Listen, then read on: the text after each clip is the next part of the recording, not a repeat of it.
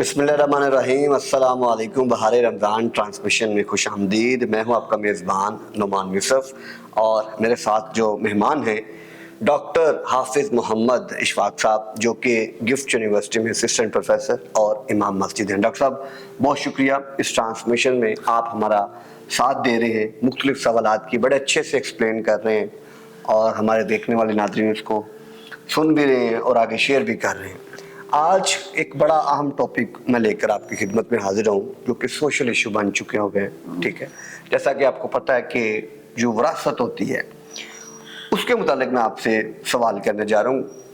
क्या माँ बाप की मौजूदगी के अंदर विरासत की जो तकसीम है वो की जा सकती है और उसका क्या तरीक़ेकार है?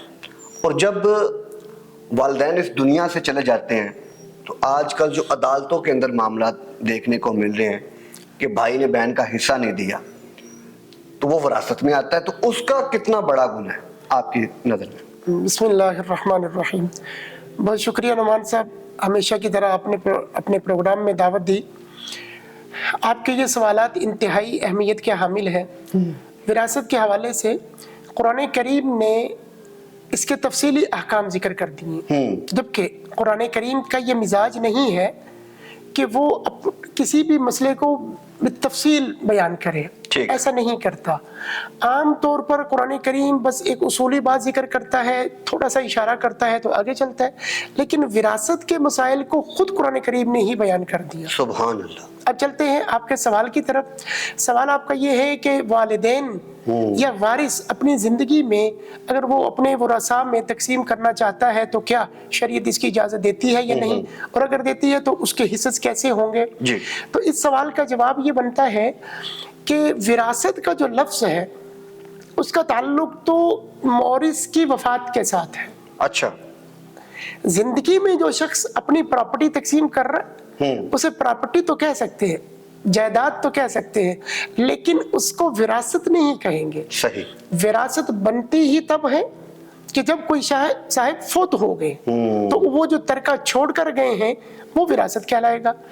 अब इस बात की तरफ कि वो तकसीम कर सकते हैं अपना माल के नहीं, उनको बिल्कुल इख्तियार है, वो तकसीम कर सकते हैं, लेकिन अब ये जो तकसीम का उसूल है वो विरासत के उसूल पर नहीं होगा। ठीक। मसलन कि बेटे को डबल मिले और बेटी को सिंगल मिले, ये नहीं होगा। जो कुरान करीम ने कहा कि लिज़्ज़करी मिस्लु हज़्ज़िल उन्सयैन, ये विरासत का उसूल है, प्रॉपर्टी तकसीम करने का नहीं। जिंदगी में जो तकसीम कर रहे हैं ये हदिया है, सुभान, ये गिफ्ट है, ये सबको तोहफा दिया जा रहा है, तो तोहफे में बेटे और बेटी दोनों का बराबर हिस्सा होगा। अच्छा, ऐसा नहीं हो सकता कि बेटे को ज्यादा दिया जाए और बेटी को कम तोहफा दिया जाए। ये वालिदैन की मौजूदगी में लेकिन अगर वो फौत हो गए तो फिर तो शरीयत ने खुद तय कर दी है, उसमें कमी बेशी नहीं की जा सकती। सुभान अल्लाह। उसमें तो लड़के का डबल होगा और लड़की का सिंगल होगा, कुरान करीम की आयत के मुबारका की रोशनी में। ठीक ठीक ठीक। लेकिन इसके साथ एक वजाहत जरूरी है, अगर वालिदैन अपनी जिंदगी में अपनी प्रॉपर्टी जायदाद तकसीम करना चाहते हैं, उनकी मर्जी है, लेकिन औलाद इस बात का मुतालबा नहीं कर सकती।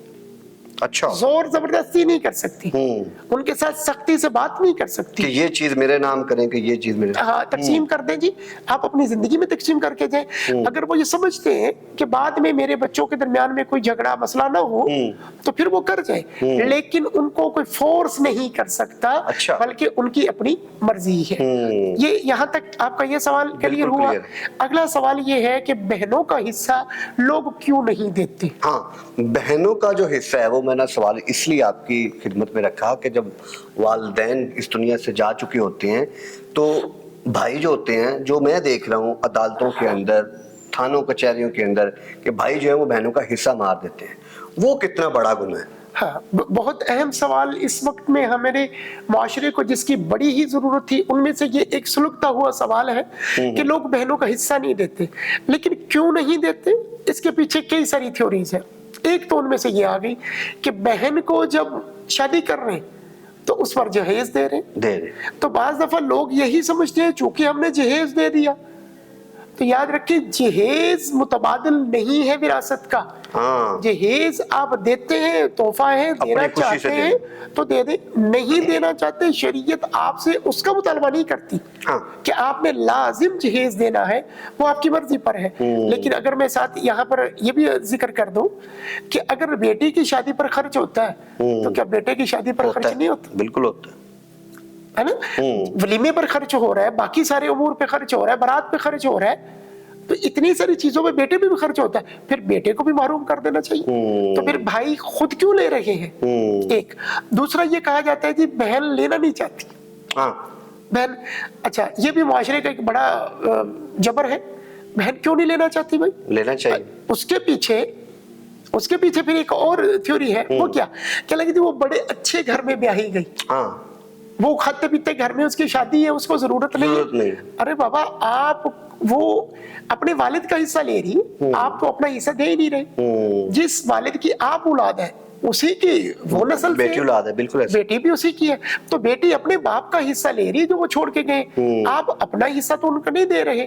اور پھر یہ ہے کہ وہ لے کیوں نہیں رہی، اس کے ذہن میں کہیں یہ تو نہیں ہے کہ اگر میں نے حصہ لے لیا تو پھر بھائی مجھے گھر داخل نہیں ہونے دیں گی، اب یہ میرے ساتھ کوئی برا سلوک کریں گی، دوبارہ میرا جانا وہاں بند ہو جائے گا، میرے ساتھ ٹیڑھی نظروں سے اور سخت کلامی ہوگی. اگر یہ سب کچھ ہے تو یہ تو حاسب ہے، یہ تو قابض ہے. یہ بھائی کیسا ہوا جو بہن کا حصہ ہی کھا رہا ہے؟ تو اور اس کے ساتھ ساتھ وہ یہ جتلا بھی رہا ہے کہ چونکہ میں نے بہن کا یہ دیا تھا تو شریعت یہ کہتی ہے کہ صاحب آپ جہیز نہ دیں، لیکن وراثت آپ ان کو نہیں رکھ سکتے. وہ بڑے حصے میں بڑے گھر میں شادی ہو جائے، مالدار ہو جائے، جو مرضی اس کا معاملہ ہے. ہاں اگر وہ بہن لینا نہیں چاہتی تو آپ ایک بار اس کو دیجئے، اس کو قبضہ کروائیے، اس کے گھر پہنچا دیجئے، پھر ہم دیکھتے ہیں کہ کتنی بہنیں ہیں جو واپس کرتی ہیں. تو نتیجہ نکلے گا بہت کم 100 میں 1-2% یہ نکلائے گا کہ بہنیں چاہیں گی کہ چلے کوئی بات نہیں، ہمارے بھائی نے ہمیں دے دیا، اب ہم اپنی طرف سے ان کو گفٹ کر دیتی ہے.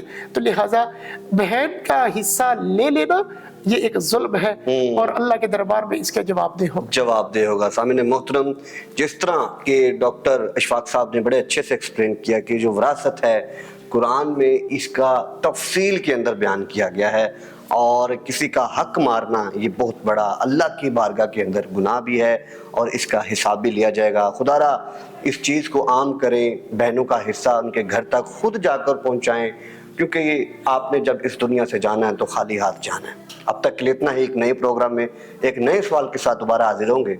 اللہ نگہبان.